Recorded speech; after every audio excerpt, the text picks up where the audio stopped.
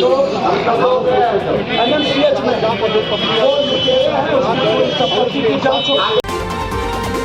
भारत की तस्वीर सच ही मिशन है। नमस्कार, भारत की तस्वीर में आपका स्वागत है। भारत की तस्वीर में एक बार फिर हम आज चर्चा करेंगे बिहार के आयुष सिन्हा की मौत को लेकर। किस तरीके से वहाँ सियासत गरमा गई है, किस तरीके से आयुष को इंसाफ दिलाने के लिए लोग सड़कों पर उतर आए हैं। वजह साफ है, क्योंकि आयुष कोई मामूली लड़का नहीं था। वो एक बहुत ही बेहतरीन ब्यूरोक्रेट्स सूरज सिन्हा का बेटा था। सूरज सिन्हा एक ऐसा नाम जिसने बिहार में प्रशासनिक सेवा में रहते हुए कई अच्छे काम किए, लेकिन उनका सिला क्या मिला कि उनके बेटे की मौत हो जाती है। 17 साल का उनका बेटा आयुष जो मौत का शिकार हो जाता है। वो मसूरी के एक बहुत बड़े बोर्डिंग स्कूल में पढ़ता था, लेकिन गलत संगत की वजह से उसे नशे की लत लगती है। माता पिता उसे सुधारना चाहते हैं, उसके लिए उसे मानस अस्पताल में भर्ती कराया जाता है, लेकिन माता पिता और परिजनों का आरोप है कि आयुष के साथ बेरहमी की गई। आयुष को वहाँ के जो अस्पताल के स्टाफ थे, उन्होंने इस कदर बेरहमी से मारा पीटा जिसकी तस्वीरें वायरल हो रही हैं। वो तस्वीरें आप देख सकते हैं कि ये जो तस्वीरें हैं कितनी खौफनाक है, कितनी बेरहमी से आयुष को मारा जाता है। उसके बाद आयुष को अस्पताल ले जाया जाता है और जब तक माता पिता पहुँचते हैं आयुष की मौत हो जाती है। अब इस मामले को लेकर माहौल बिल्कुल गर्मा गया है। जस्टिस फॉर आयुष फोरम का गठन किया गया है।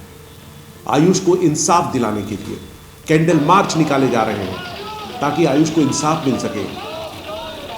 बिहार की सियासत के बड़े नाम पप्पू यादव तक आयुष के धरना प्रदर्शन में पहुंचते हैं ताकि आयुष को इंसाफ मिल सके।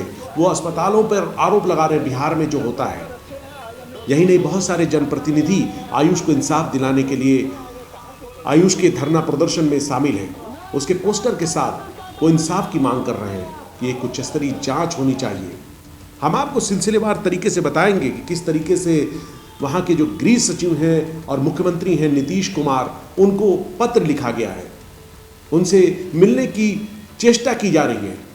आपको समझना होगा कि आयुष कोई मामूली लड़का नहीं था, लेकिन उसके पिता जो कि CDO, ADM जैसे प्रोफाइल पर काम कर चुके हैं और बड़े ही वरिष्ठ प्रशासनिक अधिकारी हैं।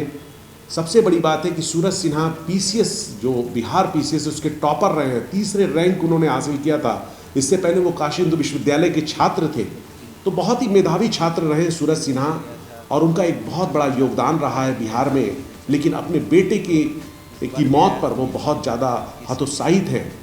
उनकी उनकी जो माँ है वो कहती हैं कि मेरा जो पोता था वो लेफ्टिनेंट बनना चाहता था, लेकिन अब वो कैसे लेफ्टिनेंट बनेगा। तो आयुष की मौत को लेकर जो बवाल हो रहा है, जो माहौल गरमा गया है, क्या आयुष को इंसाफ मिलेगा, ये एक बड़ा सवाल है। हम आपको बताते हैं कि आखिरकार आयुष की जो मौत है उसकी बाबत जो गृह सचिव और मुख्यमंत्री नीतीश कुमार को पत्र लिखा है, उसमें क्या कुछ लिखा गया है वो हम आपको बताते हैं। जस्टिस फॉर आयुष फोरम इसका गठन हुआ है और उसके तहत नीतीश कुमार मुख्यमंत्री बिहार, गृह सचिव, उनको पत्र लिखा गया है और क्या क्या मांग की गई है मैं आपको संक्षेप में बताता हूं। सब्जेक्ट है कि फतुहा निवासी सूरज कुमार सिन्हा के पुत्र आयुष की नशा मुक्ति केंद्र में इलाज के दौरान मौत हो गई, जिसकी उच्च न्यायिक जांच कराने के संबंध में ये पत्र लिखा गया है। और इस पत्र का जो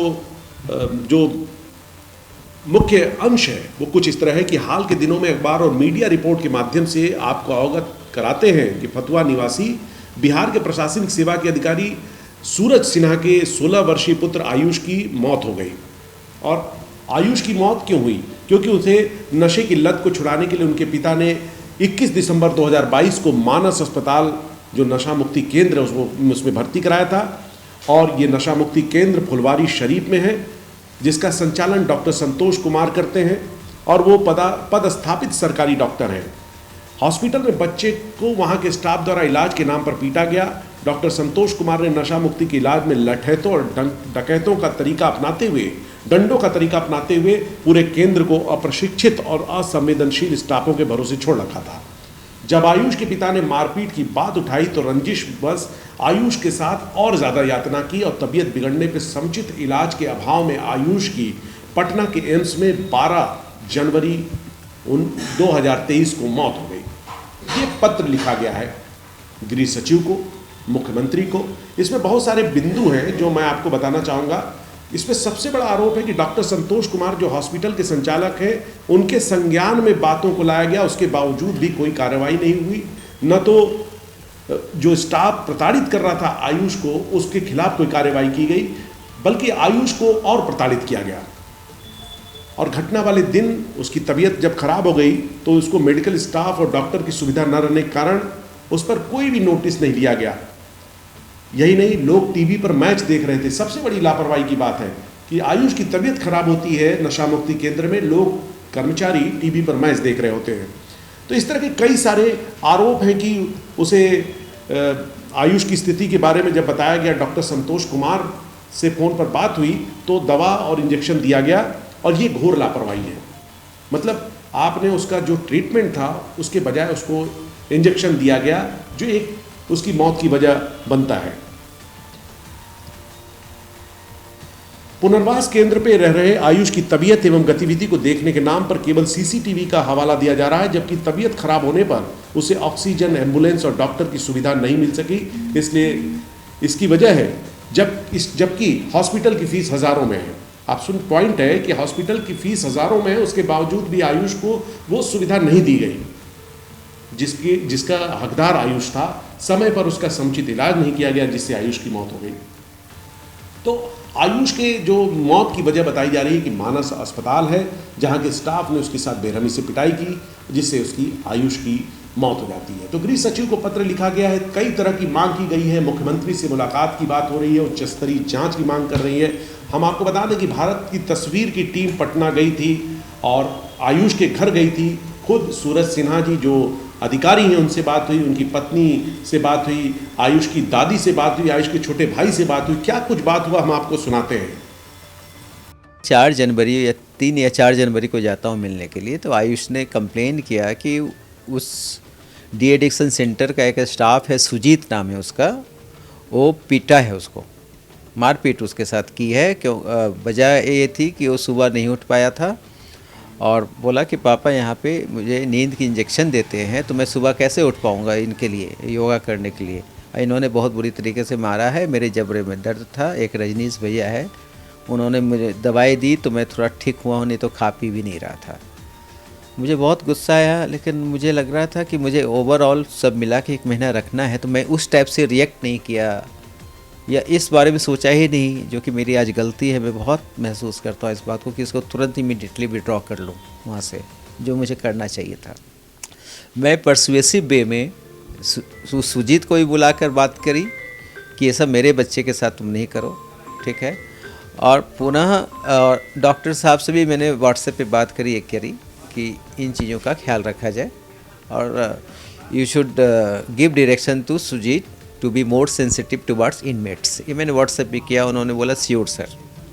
सब कुछ ठीक था। ये 4 जनवरी की बात है।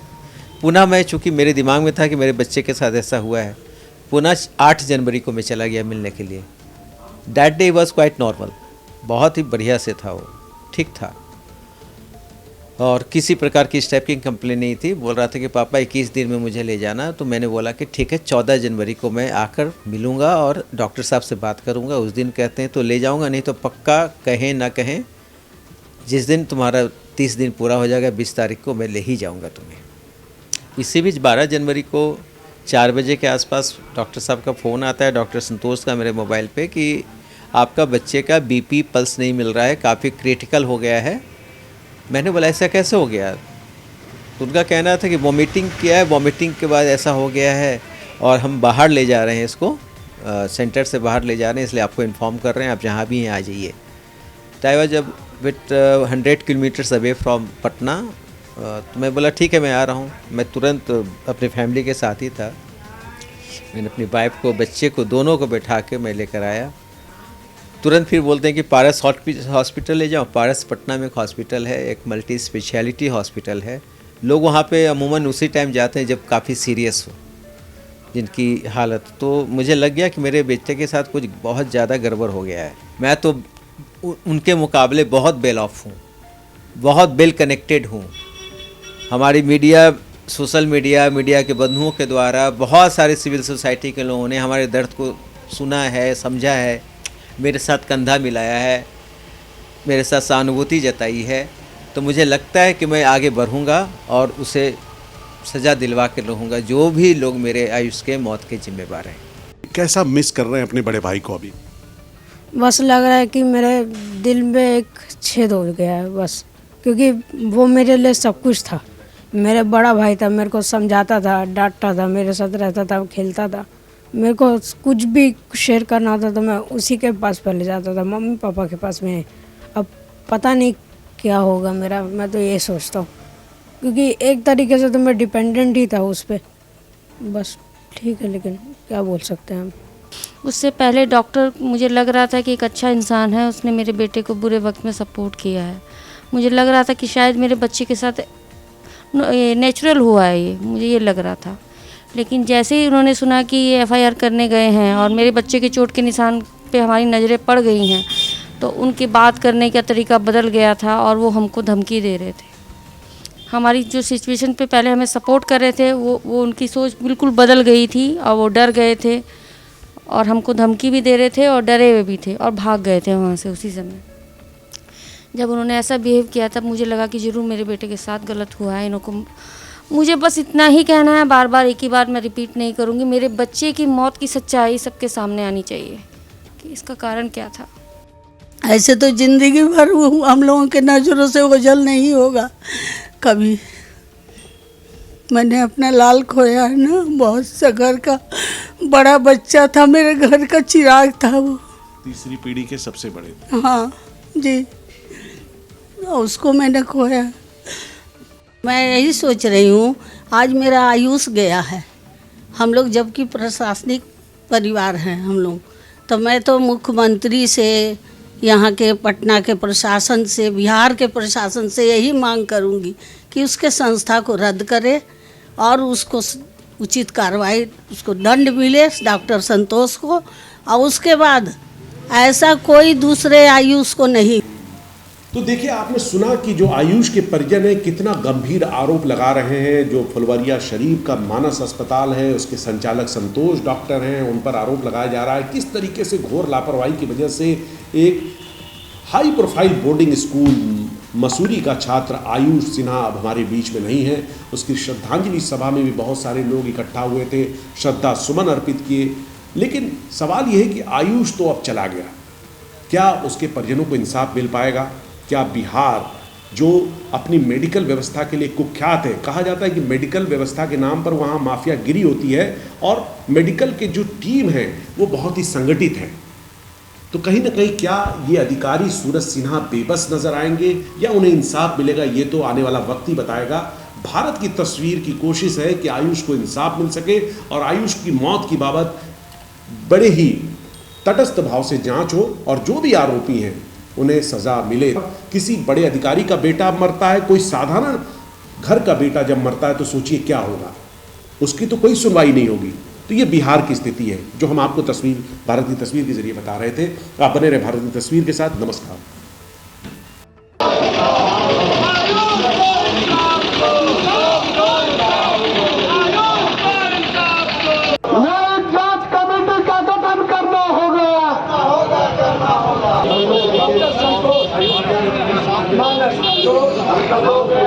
NMCH में